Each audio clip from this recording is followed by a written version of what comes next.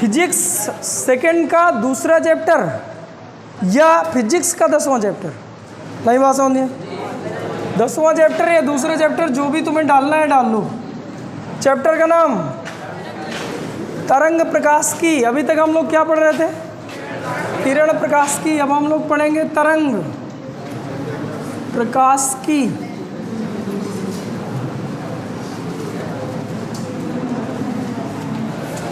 Web optics.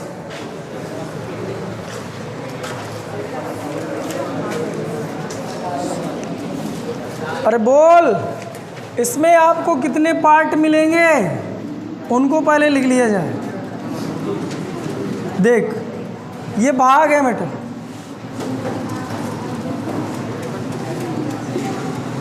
पहला जो part है इसको कई पार्टों में पढ़ना है। जैसे हमने किरण प्रकाश की को शायद जो है 4-5 पार्टों में पढ़े थे। क्यों भाई? पहले परावर्तन एक पार्ट कर लिए थे, दूसरा पार्ट अपवर्तन कर लिए थे, तीसरा पार्ट आप लेंस पढ़ लिए थे, चौथा पार्ट आप प्रिज्म पढ़ रहे थे, अब 5वां पढ़ लिए थे मानव नेत्र, और 6वां है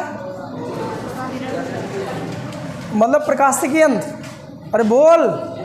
हाँ, तो पहला जो पार्ट है वो है आपका हाइगेंस का सिद्धांत, यानी प्रकाश का तरंग सिद्धांत। अरे कौन सा है? क्या नाम है चैप्टर का? हाँ, कुल मिला के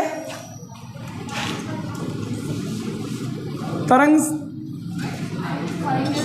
हाइगेंस लिख लो। फिर बहुत सारे वैज्ञानिक आएंगे। वैसे हाइगेंस की थ्योरी सबसे अच्छी थी। हाइगेंस का तरंग सिद्धांत, ठीक। दूसरा हम पढ़ेंगे, दूसरा हम लोग पढ़ेंगे दूसरा व्यतिकरण, तीसरा विवर्तन, चौथा ध्रुवण। दूसरा व्यतिकरण, तीसरा विवर्तन, चौथा ध्रुवण।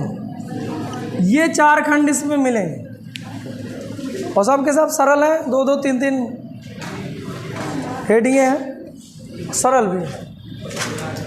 ठीक है, लिख ले यार भैया ऐसा। और पहला जो है आप लोग डाल लें, पहला खंड हाइगेंस का सिद्धांत, हाइगेंस का तरंग सिद्धांत। ये पार्ट है जिसमें हेडिंग है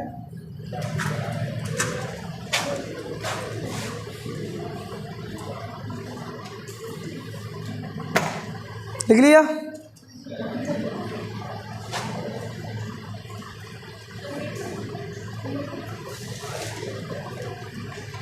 यार ये अलग अलग पार्ट पढ़ाए जाएंगे, एक एक का जो है न्यूमेरिकल और विकल्पी अलग अलग जो सीट देके 4 सीटें मिलेंगी एक एक की, वो कंप्लीट करते जाना है। ठीक है, तो पहली हेडिंग डाल लें। पहले खंड की पहली हेडिंग न्यूटन का कणिका सिद्धांत। न्यूटन का कणिका सिद्धांत।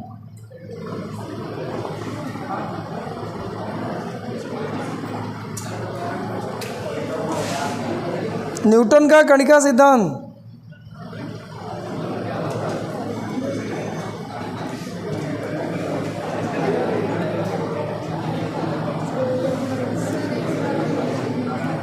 न्यूटन का कणिका सिद्धांत।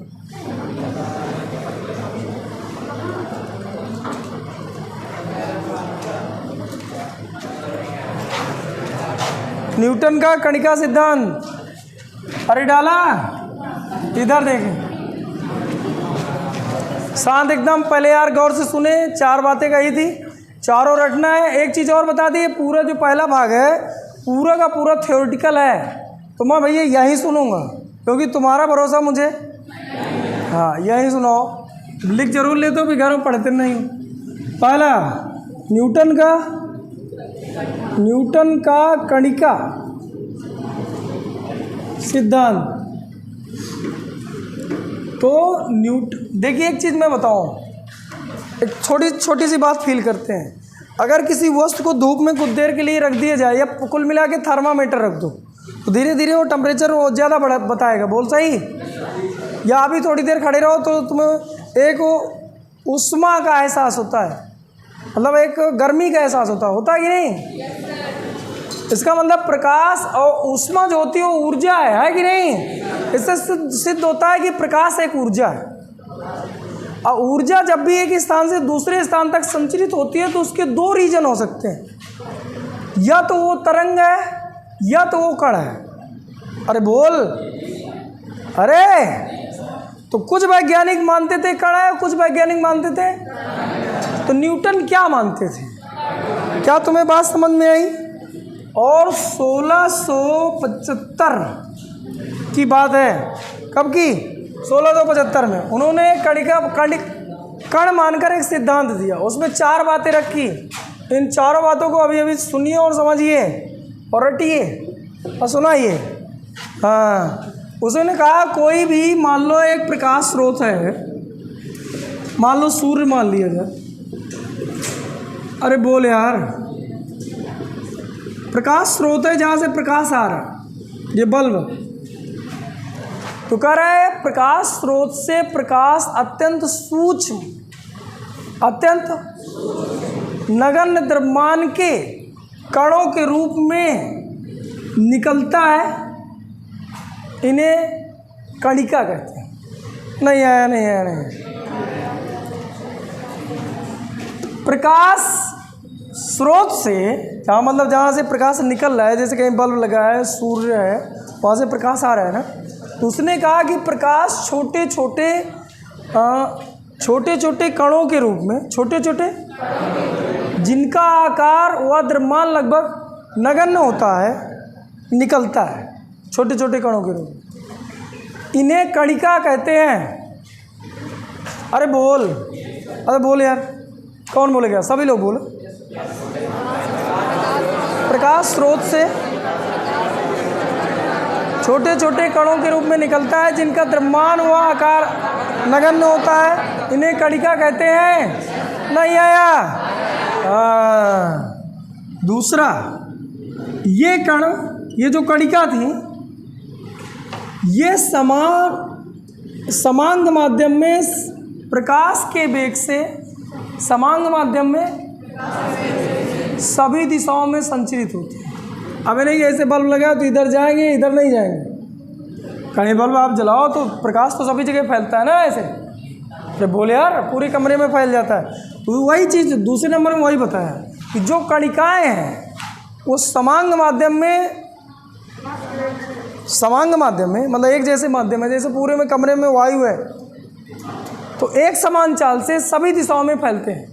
नहीं आया? नहीं है। कणिकाएं, फिर से मैं बोल रहा हूँ, कणिकाएं समांग माध्यम में एक समान चाल से सभी दिशाओं में फैलती हैं। अरे आया? चलिए ठीक, बोलो थोड़ी। क्या बात। जब ये कणिकाएं हमारी आँख की रेटिना पर पड़ती हैं तो हमें प्रकाश का एहसास होता है। अरे मतलब हमें दिखने लगता है। अरे आया? 14 भिन्न भिन्न रंगों की किरणों की कणिकाएं। नहीं आया? भिन्न भिन्न रंगों की जो प्रकाश है उसकी कणिकाओं का आकार भिन्न भिन्न होता है। भिन्न भिन्न रंगों की कणिकाओं का आकार भिन्न भिन्न होता है, जिसके कारण हमें रंगों का आभास होता है। अगर जैसे सेम साइज के हैं तो एक ही रंग हमें दिखाई देंगे। अगर जैसे हम 7 रंग पढ़े हैं तो 7 रंगों के जो कणिकाएं हैं उनका आकार भिन्न भिन्न होता है, इसीलिए रंगों में अंतर उत्पन्न होता है। मतलब हमें लाल, पीला, हरा अलग अलग टाइप के जो दिखाई दे रहे हैं केवल कणिकाओं के आकार के कारण हमें दिखाई देते हैं। ये न्यूटन साहब ने कहा था। 14 नंबर एक बार और बोलूँ क्या? भिन्न भिन्न रंगों की कणिकाओं का आकार, ये आकार रंगों का निर्धारण करते हैं। ये आकार, बात खत्म। लिखो, पहले हेडिंग डाल के लिख डालो जो जो इसकी इच्छा, लिखो। अब फिर आ रहा हूँ मैं देखने न्यूटन का कणिका सिद्धांत।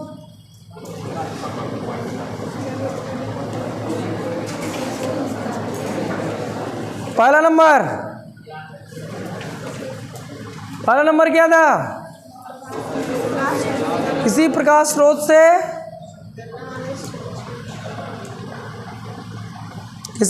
स्रोत से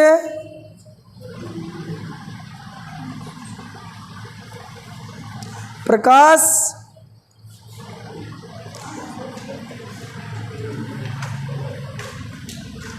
कणों के रूप में निकलता है। भूल गए 2 मिनट। कणों के रूप में निकलता है जिनका आकार,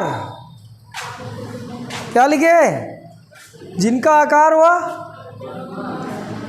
द्रव्यमान नगण्य होता है। इन्हें कणिका कहते हैं, या इन कणों को कणिका कहते हैं। शेष 3 खुद से लिखे।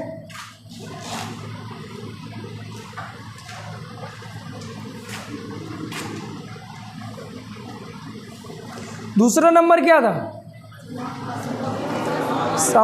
समांग माध्यम में कणिकाएं समान चाल से सभी दिशाओं में संचरित होती हैं।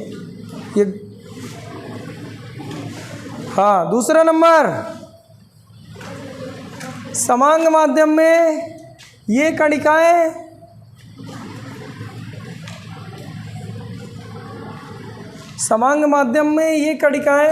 समान चाल से, समांग माध्यम में ये कणिकाएं समान चाल से सभी दिशाओं में संचरित होती हैं।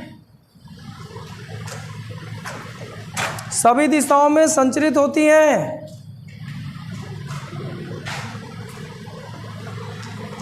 ठीक। तीसरा क्या था? जब ये कणिकाएं हमारी आँख की रेटिना पर पड़ती हैं तो हमें प्रकाश का आभास होता है। लिख लो, जब ये कणिकाएं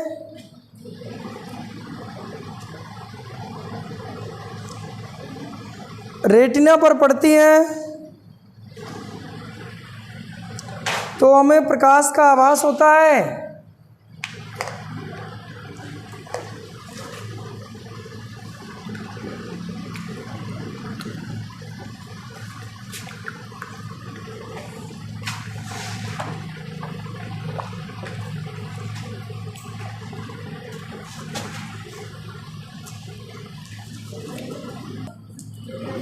अगला नंबर, हाँ, क्या लिखोगे? भिन्न भिन्न रंगों की कणिकाओं का आकार भिन्न भिन्न होता है। भिन्न भिन्न रंगों की कणिकाओं का आकार भिन्न भिन्न होता है।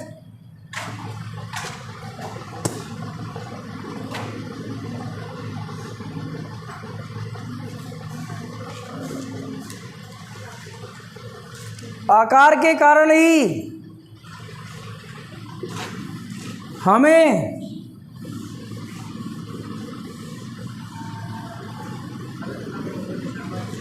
रंगों में अंतर प्रतीत होता है।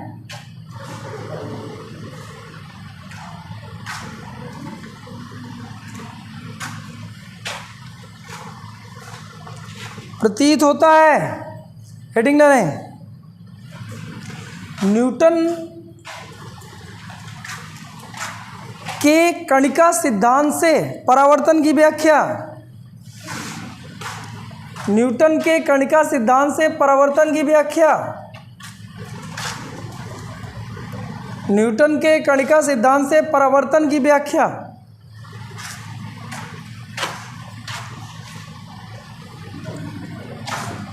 न्यूटन के कणिका सिद्धांत से परावर्तन की व्याख्या पहले समझ लें।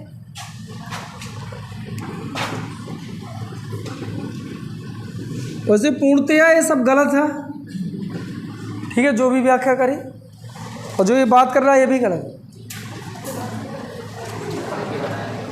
क्योंकि एनसीईआरटी ने पूछा है ना क्या सोचा। सबसे पहले उन्होंने रखा, तरंग रखा, तो बड़ी बात है। जो सबसे पहली बात कोई बात कर रहा है वो सही, उसको पढ़ना पड़ता है। डाल्टन ने परमाणु सिद्धांत दिया था, कहाँ सही था? आज भी पढ़ते ना। उसने कम से कम एक सोच तो रखी समाज में, जैसे लोग उसके बारे में सोचे भी सही बात, सही गलत तो बात की बात। आज भी आपको प्रकाश, ये प्रकाश हमें दिखाई नहीं देता, इस सहायता से वस्तुएं दिखाई दे रही हैं। क्या तुम्हें बात समझ में आ रही?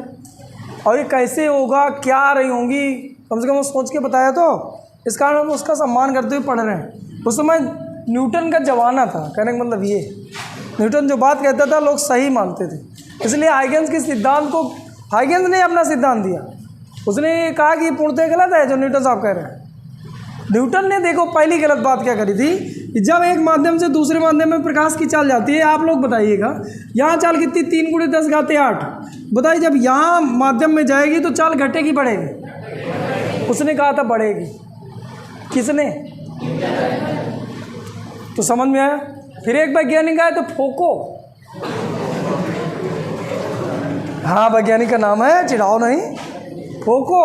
उसने क्या करा था, पहली बार हाइगेंस के सिद्धांत का मतलब पक्ष रखा कि हाइगेंस आप सही बोल रहे हैं, न्यूटन साहब गलत बोल रहे हैं। तो फिर कुछ लोगों ने हाइगेंस की बातों को भी पढ़ा, नहीं तो पढ़ते नहीं थे। न्यूटन जो कहे वही सही है, क्योंकि इतने ज़्यादा वो बातें दे चुके थे, इतनी चीज़ें बता चुके थे, और जो लगभग सब सही था। तो देख कुल मिला के परावर्तन की व्याख्या कर रहे हैं बिलाल हम। तो देख न्यूटन ने कैसे सोचा, मान लो एक कण ऐसे आ रहा है, कौन आ रहा है? कण। अभी तक क्या आती थी? किरण। अब आएगी कण। कणिका सिद्धांत है। जब ये कण आते हैं तो जब इसके समीप आते हैं तो ये जो पृष्ठ होता है, ये पृष्ठ एक लंबवत, पृष्ठ अपने तल के लंबवत एक प्रतिकर्षण बल लगाता रहता है। कौन सा बल? प्रतिकर्षण बल लगाता है, प्रतिकर्षण बल लगाता है। बोल सही, ऐसा न्यूटन ने कहा था। जब ये कण आएगा, इसके समीप, जितना समीप आ जाएगा क्या, उतना ज़्यादा प्रतिकर्षण बल का आभास करेगा। इसी कारण वो ऐसे निकल जाते हैं, परावर्तन हो गया। अरे आया नहीं आया, देख उन्होंने सप्तम अभिलंब रखा, भले ही उसने प्रतिकर्षण बल कहा था उसे, बाद में हम लोगों ने अभिलंब को ही मान के तो IR सब निर्धारण कर रहे हैं, लेकिन उसको प्रतिकर्षण बल कहते थे कि एक स्थल के लंबवत एक बल लगता रहता है, प्रतिकर्षण बल।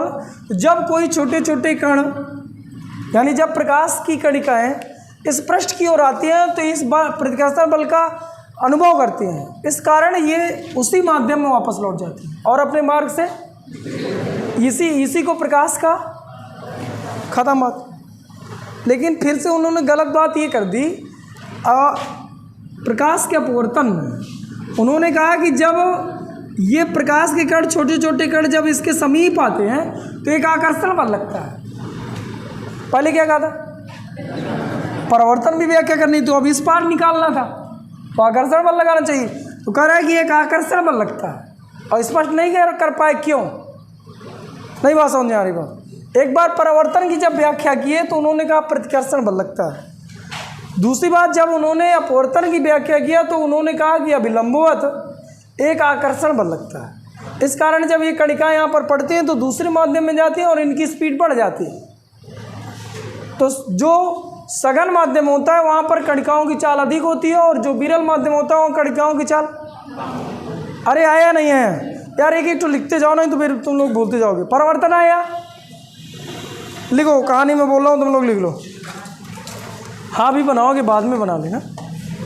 पहले परावर्तन की व्याख्या देखिए। न्यूटन के अनुसार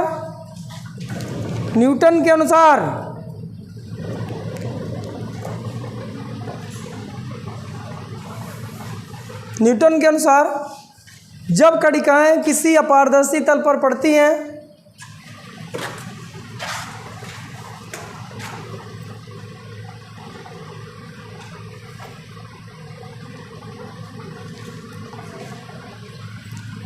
तल के पड़ती हैं तो ये कणिकाएं एक प्रतिकर्षण बल का अनुभव करती हैं। तो ये कणिकाएं एक प्रतिकर्षण बल का अनुभव करती हैं।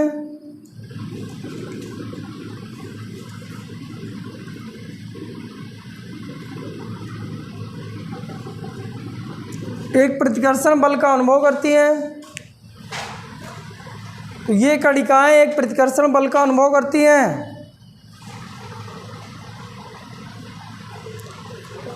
जिसकी दिशा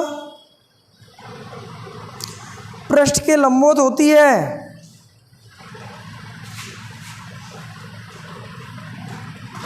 जिसकी दिशा पृष्ठ के लंबवत होती है। इसी कारण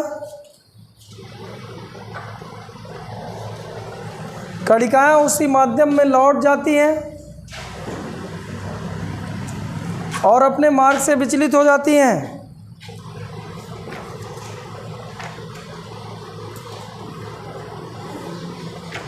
जो परावर्तन है, जो परावर्तन है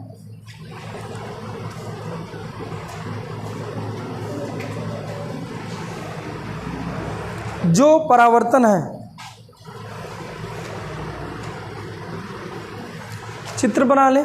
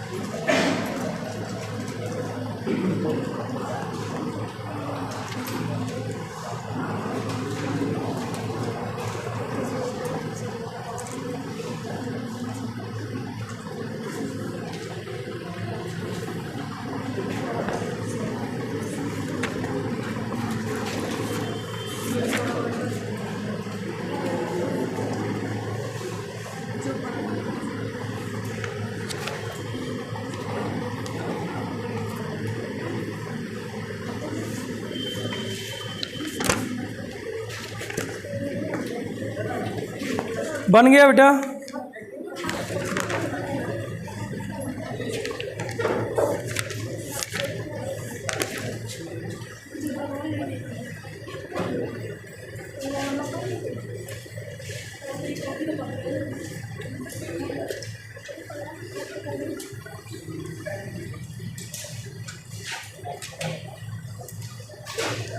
हाँ, अपवर्तन की व्याख्या।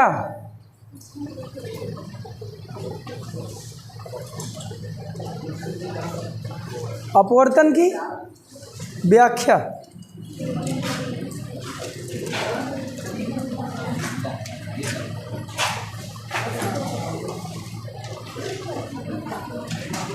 अपवर्तन की व्याख्या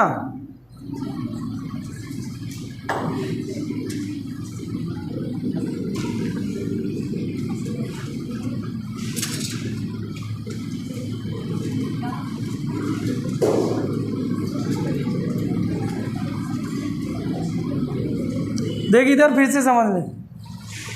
पहली बात तो उन्होंने कहा कि अपवर्तन क्रिया, अच्छा क्या ये जो परावर्तन की व्याख्या करी ये सही थी गलत? सही थी गलत थी? देख गलत कहाँ थी ये मैं बता रहा हूँ।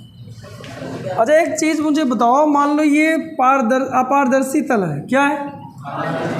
मान लो एक कण आया, क्या कण कभी यहाँ से लौट सकता है? मतलब प्रकाश क्या कभी ऐसे लौट सकता है? अरे बोल, लौट सकता है लेकिन न्यूटन के अनुसार लौट सकता है। क्यों? अब आप सोचो, यहाँ प्रतिकर्षण बल में बहुत ज़्यादा कर दूँ और एक कण को ऐसे फेंकूँ तो ज़रूरी नहीं कि इससे टकराए। नहीं बात समझ में? मान लो यहाँ सीधे मैं 100 न्यूटन पर ऐसे टकरा के फिर ऐसे जा रहा था, लौट गया। मान लो मैं सीधे 1,00,000 न्यूटन कर दूँ, भैया जैसे मैं फेंकूँगा यहीं से लौट लेगा, नहीं आया। बहुत ज़्यादा प्रतिकर्षण कहीं पर लग रहा हो, गेंद को आप ऐसे फेंके तो ऐसे लौट आएगी। अरे उससे टकराए चाहे ना टकराए, अरे बोल, लगे ही नहीं लगेगा। लेकिन प्रकाश कभी ऐसा नहीं कर सकता कि मैं दर्पण यहाँ रखा हूँ, प्रकाश आया पहले से लौट गया, जब तक दर्पण में पड़ेगा नहीं। लेकिन न्यूटन का ये सिद्धांत अगर पढ़ा जाए और गौर से और ये बल और ज़्यादा बढ़ा दिया जाए तो ये कणिकाएं बिना इसको स्पर्श करे ही लौट सकती हैं, जबकि वास्तव में ऐसा मतलब ये फ्लाप है। अरे आया, ठीक है। अपवर्तन की व्याख्या थोड़ी इधर समझे। उन्होंने क्या करा, ऐसे करके प्रकाश की मतलब कणिकाएं डाले। अरे बोल, ये क्या है प्रतिकर्षण, ये क्या है प्रतिकर्षण, तल के अभिलंबोत प्रतिकर्षण लगता है, तो ये भी तल के अभिलंबोत, ये भी तल के अभिलंबोत है। अब उन्होंने ये बताया कि मान लो इनकी चाल ज़्यादा हो जाए और ये जो प्रतिकर्षण बल है उसको मतलब उसको क्रॉस कर जाए। नहीं बात समझिए, जैसे इधर को जो बल लग रहा है मान लो 2 न्यूटन लग रहा है, जो इधर से आ रहे हैं मान लो 100 न्यूटन के बल से आ रहे हैं, तो इसको कैंसिल कर देंगे ना। अरे बोल यार, तुझे कोई 2 न्यूटन से रोक रहा है, तो 100 न्यूटन से जा रहा है, तो फालतू रोक रहा है ना, तो चला जाएगा। तो वह इधर से इधर आ जाती है। जब इधर आ जाती है, जब इधर, तो बता आकर्षण भाई, आकर्षण ये इधर ही प्रतिकर्षण लग रहा था, तो इधर ही, तो इधर को तो बल लग रहा है और ये भी इधर को जा रही, तो सेम डायरेक्शन में ना हो गई। तो ढंग से देखिए आकर्षण का काम करने लगा। नहीं आया, नहीं आया, नहीं। अरे आया। अगर आकर्षण काम करना चाहिए तो इधर जाएंगे कि इधर जाएंगे, अपनी तरफ ही खींचेगा बार बार, तो प्रकाश किरणें धीरे धीरे धीरे धीरे इसकी ओर मुड़ जाती, जबकि ऐसे ना जाके ऐसे मुड़ जाती। नहीं आया। और इनकी चाल बढ़ जाती है। ये आया, उन्होंने कहा भाई एक बल लग रहा है इधर, एक बल लग रहा है इधर, एक बल लग रहा है इधर, जब इधर से ये इधर आ रही है, ये बल लग रहा है इधर, तो प्रतिकर्षण का काम कर रही है। लेकिन ये बल लग रहा है इधर और कण भी जा रही है इधर, इसका मतलब ये आकर्षण का काम करेगा। तो आकर्षण काम करेगा तो इधर स्पीड बढ़ेगी और अभिलंब की ओर मुड़ जाती है। तो अभिलंब की ओर मुड़ जाती है, बात तो सही कहा, लेकिन इसकी चाल बढ़ जाएगी, ये बात गलत कह दिया। अरे बोल, इस तरह से अपवर्तन की व्याख्या करी। तो लिखो, न्यूटन के अनुसार जब ये कणिकाएं किसी पारदर्शी पृष्ठ पर पड़ती हैं, न्यूटन के अनुसार जब ये कणिकाएं किसी पारदर्शी पृष्ठ पर पड़ती हैं, जब ये कणिकाएं किसी पारदर्शी पृष्ठ पर पड़ती हैं, पारदर्शी पृष्ठ पर पड़ती हैं, तो पारदर्शी पृष्ठ पर पड़ती हैं तो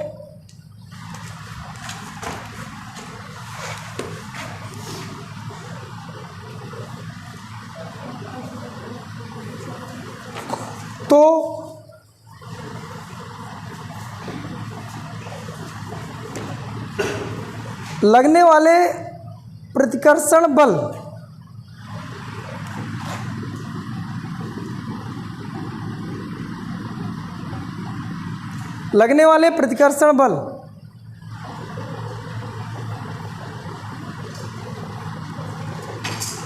कणिकाओं के वेग के अभिलंबोत घटक को शून्य नहीं कर पाता। कणिकाओं के वेग के अभिलंबोत घटक को शून्य नहीं कर पाता।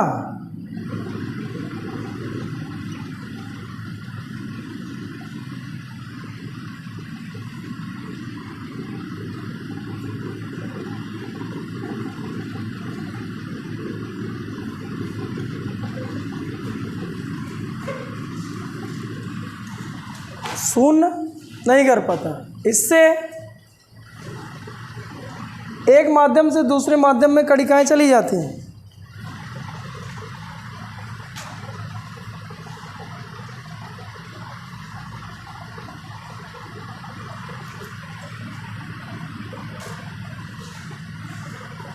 एक माध्यम से दूसरे माध्यम में कणिकाएं चली जाती हैं।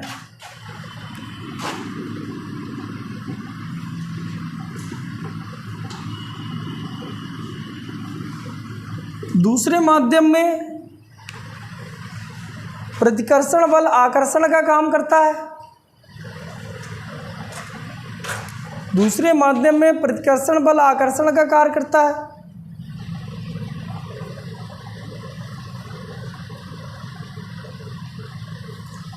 इस कारण इसकी इन कणिकाओं की चाल बढ़ जाती है। इस कारण इन कणिकाओं की चाल बढ़ जाती है।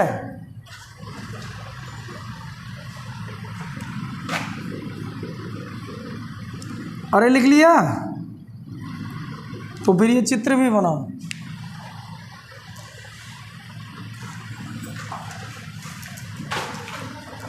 उन्होंने प्रूव करके भी दिखाया प्रूफ कैसे करें? मान लो ये माध्यम 1 है, ये माध्यम 2 है, तो स्नेल का नियम से साइन आई बटे साइन आर बराबर 1n2।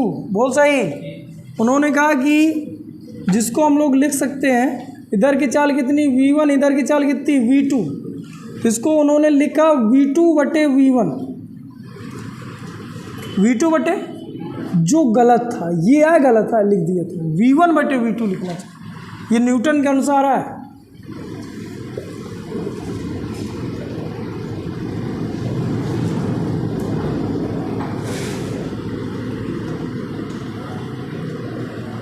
हाँ, अरे बोल। अब बता, चूंकि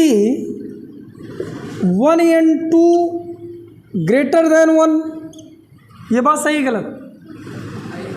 अगर मान ली इधर सघन माध्यम है और इधर क्या विरल माध्यम, तो इधर का अपवर्तनांक ज़्यादा है और इधर का अपवर्तनांक, तो ज़्यादा से इसका मान n2 बटे n1 लिखा है कि नहीं? तो जब मैं भाग करूँगा तो इसका उत्तर 1 से ज़्यादा आएगा कि नहीं? वही लिखा हूँ। अगर 1 से ज़्यादा है तो v2 बटे v1 जो इसके बराबर था, इसका मान 1 से ज़्यादा है, तो क्या इसका भी मान 1 से ज़्यादा हो? अगर 1 से ज़्यादा है तो बताओ v1 बड़ा कि v2 बड़ा? v2। तो v2 ग्रेटर देन v1। और यहाँ चाल कितनी है v2, यहाँ चाल कितनी है v1। और बेटा NCERT क्वेश्चन नंबर कौन सा है? क्वेश्चन नंबर आगे किताब NCERT क्वेश्चन नंबर देख के बता रहा हूँ, 10.12 सवाल हल हो गया, एक न्यूमेरिकल भी हो गया। वो उधर चित्र बनाए NCERT 10.12 ऐसे उतार लें। उसने क्वेश्चन क्या है थोड़ी मैं पढ़े दे रहा हूँ। क्वेश्चन था, किसी माध्यम जैसे जल में प्रकाश की चाल निर्वात में प्रकाश की चाल से अधिक होती है, मतलब सघन माध्यम में प्रकाश अधिक होती है, विरल माध्यम में कम होती है। न्यूटन की कणिका सिद्धांत द्वारा इस आशय की भविष्यवाणी कैसे की गई? मतलब उन्होंने कैसे सोचा रहा होगा इसका? क्या जल में प्रकाश की चाल प्रयोगों द्वारा ज्ञात करके भविष्यवाणी की पुष्टि हुई कि नहीं हुई? यदि नहीं तो प्रकाश के चित्रण में कौन सा विकल्प प्रयोगानुकूल है? एक ही माध्यम है। तो पहले बात बताओ, ये बात सही हुई कि नहीं? किसने गलत किया? फोको ने। न्यूटन तो यार ये बता के गए, फोको।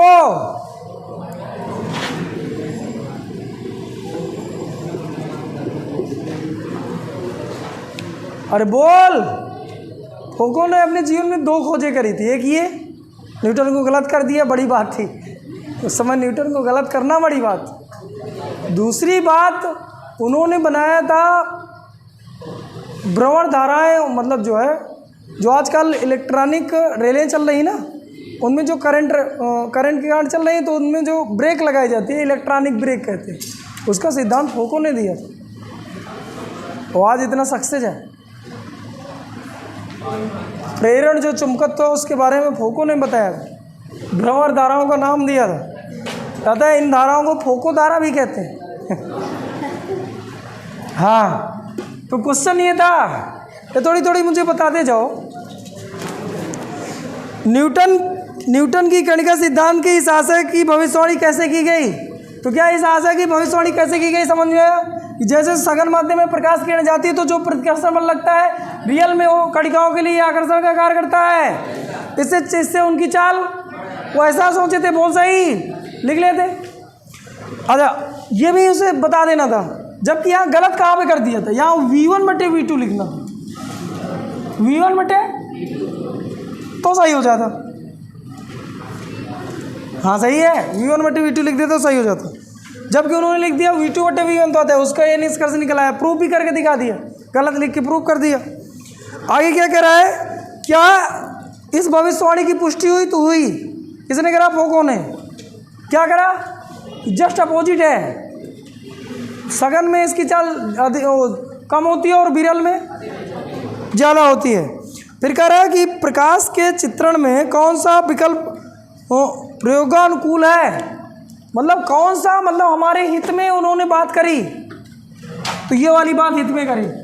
अरे नहीं करी, ये बात बता दे गया कि अभिलंब जब विरल से सघन में जाएगी प्रकाश की किरण तो अभिलंब की ओर झुक जाएगी। ये बात सही कही थी यार।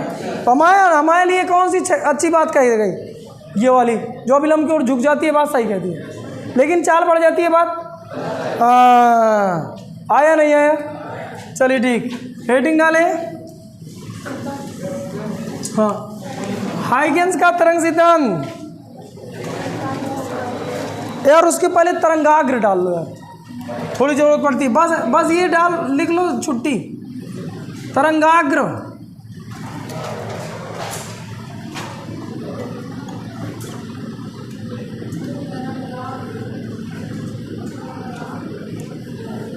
तरंगाग्र,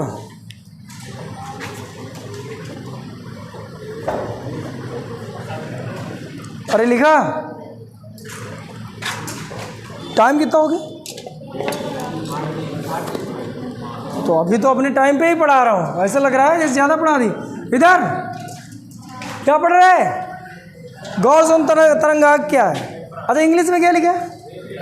मतलब एक फ्रंट है हमारे पास, अरे बोल फ्रेम जिसको हम लोग कह सकते हैं। अब देख इधर, मान ले ये मान लो ध्वनि स्रोत है, क्या है? कुल मिला के ध्वनि स्रोत की जगह हम लोग तरंग स्रोत का है, क्या है? तरंग स्रोत, क्योंकि प्रकाश पढ़ रहे हैं। प्रकाश को हाइगेंस ने क्या माना था? तरंग। क्या माना था? न्यूटन ने क्या माना था? कणिकाएं। और लास्ट में इनका निपटारा कौन करेगा? अभी तो न्यूटन गलत हो गए ना पूर्णतया, और हाइगेंस जीत गए। अरे बोल, लास्ट में आएगा हाइगेंस सब पढ़ाते चले जाएंगे, और एक जगह आएगा प्रकाश वैद्युत प्रभाव, जिसमें अगर तुमने तरंग मान लिया तो वो थ्योरी बिल्कुल गलत है।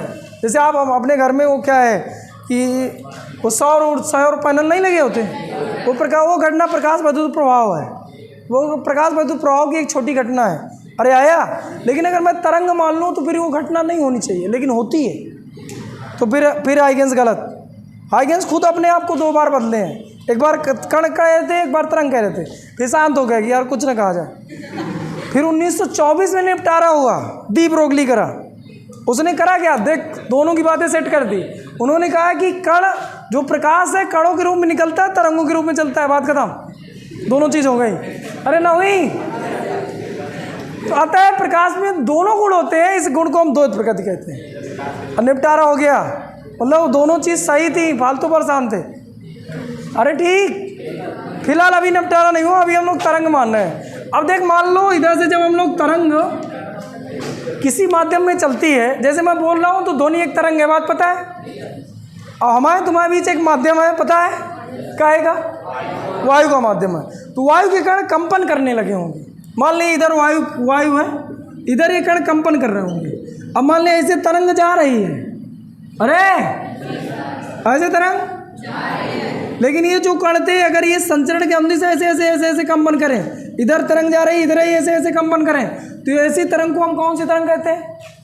अनुदैर्ध्य। कौन सी? अगर ये ऐसे तरंग जा रही है और ये कण जो आगे जो कण पड़ जाए वो ऊपर हट जाए या नीचे इसे हट जाए, मतलब उसके रास्ते से हट जाए, अरे बोल, इसको बोलते हैं अनुप्रस्थ। तरंगे कितनी प्रकार की? अनुदैर्ध्य दिया, हाँ, लेकिन हाइगेंस ने ये नहीं बताया कौन सी वाली है। मतलब कुल मिलाकर तरंग है। बाद में जब मैं ध्रुवण पढ़ाते अब लास्ट में था ना ध्रुवण, तो ध्रुवण में निपटारा होगा कि तरंग तो है लेकिन कौन सी है? अनुप्रस्थ है।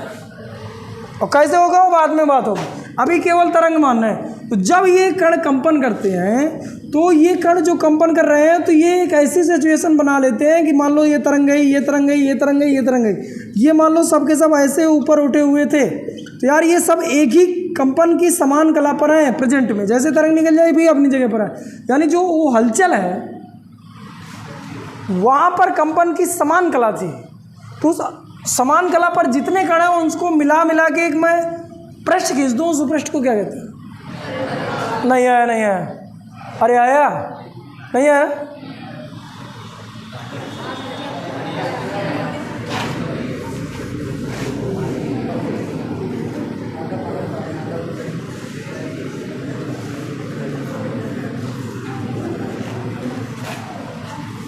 इस सिचुएशन में क्या ये तीनों स्थितियों पर कण की कंपन की समान कला है? हे कलाकारों बोले, अरे हाय। अगर मैं इनको मिला के एक फ्रेम खींच लूँ ऐसे करके,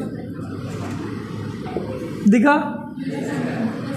तो ये जो फ्रेम था इसको क्या कह रहे हैं? इस फ्रेम में जितने भी कण होंगे उनकी कला। अब देख, मैं ऐसे बोलता हूँ, जब किसी माध्यम में तरंग संचरित होती है, जब किसी माध्यम में तरंग, तो माध्यम के कण कंपन करने लगते हैं। इस माध्यम में खींचा गया एक ऐसा फ्रेम, एक ऐसा पृष्ठ जिसमें उपस्थित सभी कण कंपन की समान कला पर हो, तरंगाग्र कहलाता है। नहीं है या नहीं है? जब तरंग किसी माध्यम में, तो माध्यम के कण, इस माध्यम में खींचा गया एक ऐसा पृष्ठ जिसमें उपस्थित सभी कण कंपन की तरंगाग्र कहलाता है। अरे नहीं आया? बोल कटियार बोल। जब तरंग संचित होती है तो हम भी निकल लेते हैं। बेटा तो कुछ दिन मार खा जाएगा। अरे सभी लोग बोलो।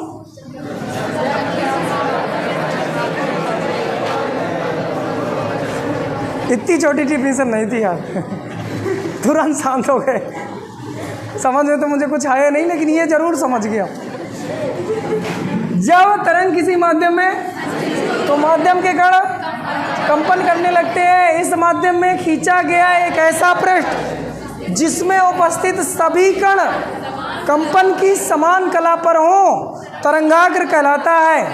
लिखो अपने से, लिखो। हाँ बच्चों, आज यहीं तक। बाकी जो शेष थ्योरी है कल आपको अगले वीडियो में दी जाएगी। थैंक यू बच्चों।